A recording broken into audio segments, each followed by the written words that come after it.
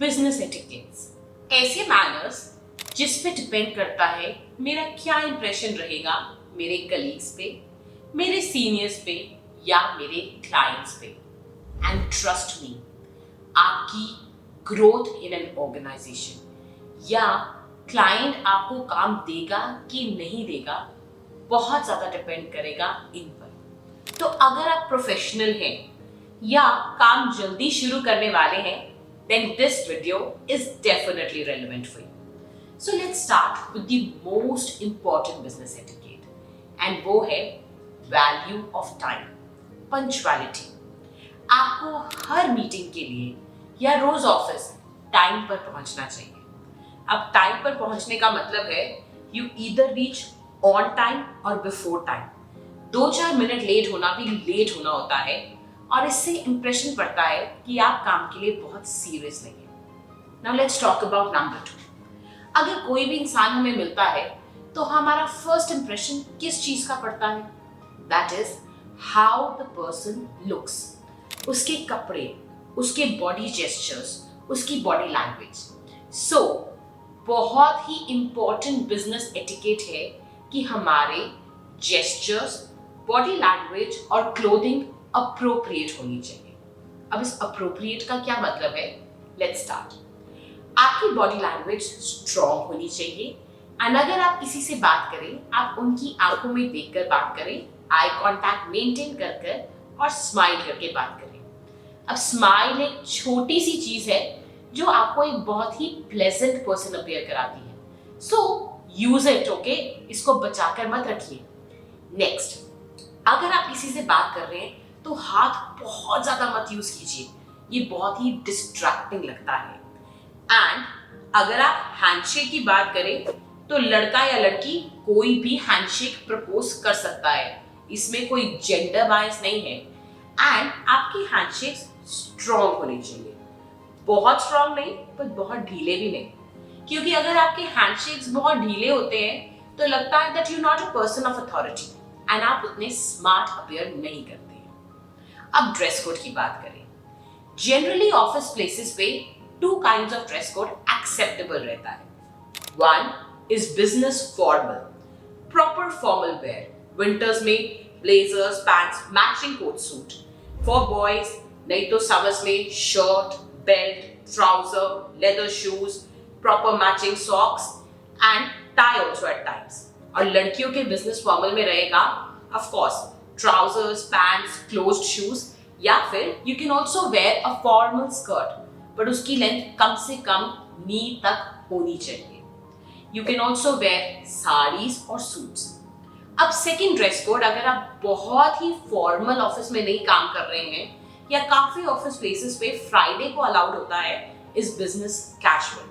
Now what is business casual? Business भी और casual भी? Let me explain. इसमें आता है polo T shirts with trousers and shoes for boys. आप डेनिम्स भी पहन सकते हैं, कई जगह पे एक्सेप्टेबल होता है, पर आपकी डेनिम्स डिस्ट्रेस्ड नहीं होनी चाहिए एंड डार्क कलर की डेनिम्स डेफिनेटली ज्यादा फॉर्मल लगती है। पर अगर मैं बोलूं क्या ड्रेस कोड जो बहुत स्मार्ट लगता है, is probably a little casual trouser like chinos with a polo t-shirt, बहुत अच्छी लगती है। गर्ल्स के लिए भी they can wear polo t-shirts और टॉप्स, जैसे हमारे कई सिल्क टॉप्स होते हैं या प्रिंटेड टॉप्स होते हैं with trousers और skirts। अगर हम कुर्तीज की बात करें तो वो भी बिजनेस कैजुअल में एक्सेप्टेबल रहेगी। चलिए, हमारा फर्स्ट इंप्रेशन हो गया, हमारा ड्रेस कोड हो गया, हमारी बॉडी लैंग्वेज होगी। अब बात करेंगे एक ऐसी चीज जो बहुत ज्यादा इम्पैक्ट करेगी कि मेरा इंप्रेशन ओवर द टाइम कैसा रहेगा, एंड वो है आपकी communication, written communication and oral communication. Written communication मतलब ईमेल्स। आपकी ईमेल्स होनी चाहिए concise, to the point and grammatically correct. लंबे लंबे ऐसे लिखने का कोई फायदा नहीं है। ईमेल का एक पर्पस है मैसेज कन्वे करना, जो उसको क्लियरली और मिनिमम वर्ड्स में कर देना चाहिए। And you can definitely take a help of your colleague और even a lot of online softwares to check कि वो ग्रामेटिकली करेक्ट हो। काफी करेक्शंस तो जीमेल खुद भी लगा देती है। Second is your verbal communication, मैं कैसे बोलती हूँ। अब आपके वर्ड्स सॉफ्ट होने चाहिए and you should appear to be a very nice person when you talk to others. Respectfully बात कीजिए सबसे। अब कई बार ऐसा हो सकता है कि मुझे कोई पॉइंट प्रूव करना है, तो आप एरोगेंट नहीं हो सकते।